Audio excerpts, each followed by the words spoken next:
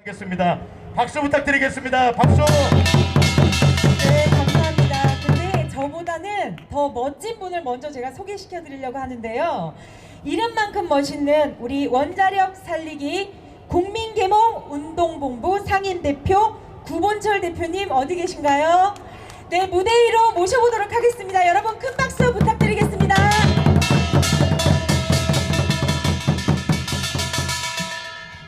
그리고 이 자리가 화면이 잘 나온다고 하니까 제가 자리를 잠시 양보하도록 하겠습니다. 자, 다시 한번 박수 부탁드리겠습니다. 안녕하십니까. 뜨거운 여름날에 여러분과 얼굴 비비고 몸도 비비고 다 했는데 이제 사회가 엉망이 되다 보니까 이렇게 진짜 운동가들만 다 모이셨습니다. 인도에 자기 국민을 5단계로 나눴습니다. 마지막에가 뭐냐면은 불가촉 천민이에요. 부딪히면 안 돼. 이렇게 2m, 3m 떨어져야 돼. 절대로 겁도 쓰면은 안 돼요. 그런데 불행하게도 대한민국에도 5단계, 5등급의 국민이 생겼습니다. 여러분들은 무엇인 줄 아십니까? 여러분들이나 저나 불가촉 시민들. 접촉하면 안 돼. 좌파들은 말할 것도 없고 우파들도 국민의힘도 국민의힘도 접촉하지 말래. 여러분들이나 저나 불가촉 시민들입니다. 그렇죠? 1등급은 누굴까요? 1등급 얘기하기 전에 2등급은 요즘 법을 만들려고 하죠? 민주화 운동가들이 대한민국의 2등급 국민입니다. 3등급은 누굴까? 문파 노빠들이죠. 4등급은 일반 국민들의 아무것도 정말 잘 살게 해주면 되는 국민들, 이분들이 다 4등급이에요. 1등급은 백두혈통입니다. 지금 대한민국은 백두혈통이 지배하고 있는 거나 마찬가지예요. 이제 세상을 바꿔서 불가촉 시민인 여러분과 제가 뒤집어야 되죠. 그렇습니다.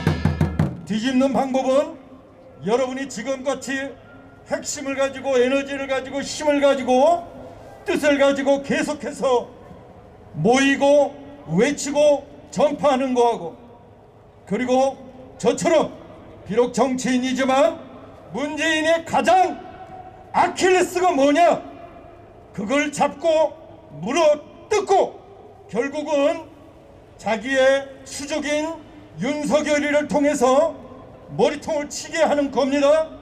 그게 뭘까요?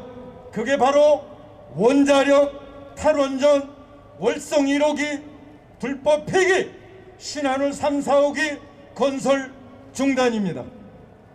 여러분, 문재인이 지금까지 부정부패, 무능, 직권남용 수없이, 심지어는 울산 선거 개입 의혹까지 무수히 죄가 될 수 있는 사건들이 많았지만 직접적으로 문재인의 말로, 문재인의 지시로 얘기된 거 아무것도 없습니다. 심지어는 부하들이 저질른 옵티머스 라임 사건도 모두 문재인의 직접적인 연관성을 밝히기 어렵습니다. 단 하나, 이 원자력만은 문재인의 입에서 나왔다는 게 이게 중요한 겁니다. 문재인은 이거를 통해서 엮을 수 있습니다. 지금도 엮을 수 있고 퇴임 후에도 엮을 수 있습니다. 누구의 힘으로? 자기 자신의 수족으로.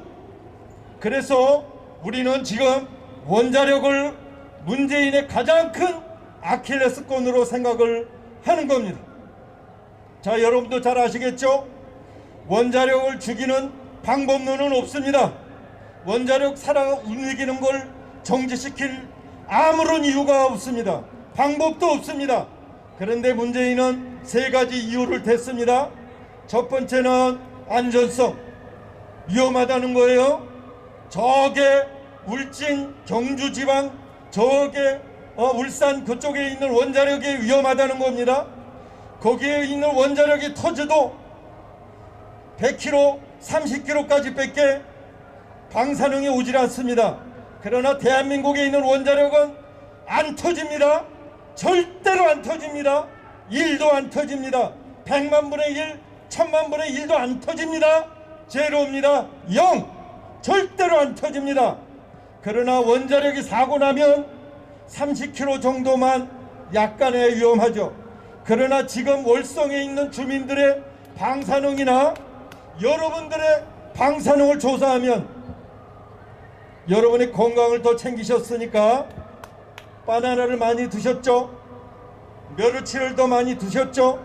여러분 몸속에 울진에 있는 분보다 더 많은 방사능이 나옵니다.